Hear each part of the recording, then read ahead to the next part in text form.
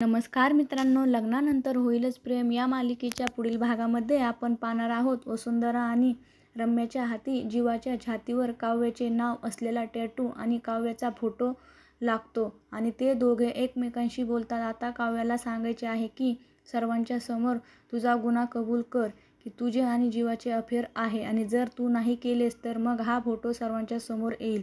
तर इकडे आपण पाहतो फार्म हाऊसमध्ये गार्डनमध्ये जीवा, नंदिनी, काव्य आणि पार्थ बसलेले असतात.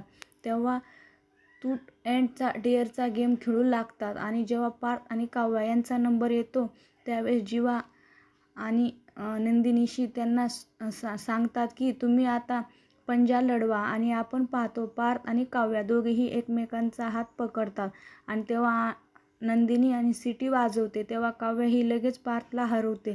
तेव्हा पार्थ बोलतो, नाही, तुम्ही दोघी मिळून माझ्यासोबत चिटिंग केलेली आहे. तेव्हा पार्थ काव्याला विचारतो, आता तू काय घेणार, डेट की तूट? तेव्हा काव्य ही तूट बोलते आणि नंदिनी तिला प्रश्न विचारते, मग तो आता अशी गोष्ट सांग की तू आतापर्यंत माझ्यापासून लपवली आहेस. आणि ती तेव्हा काव्य देखील चिंतेमध्ये पडते. आता पुढे येणाऱ्या भागामध्ये काव्य तिच्यावर व जीवाचे प्रेमाबद्दल पार्थ नंदिनीला सांगणार का, की मग रम्या वसुंधरा या दोघांचे राज्य सर्वांसमोर उघड करणार का, हे पाहणे अतिशय रंजक ठरणार आहे. लग्नानंतर होईलच प्रेम या मालिकेचे सर्व अपडेट पाहण्यासाठी आमच्या चॅनल लाईक करा, शेअर करा आणि सबस्क्राईब करायला विसरू नका. धन्यवाद.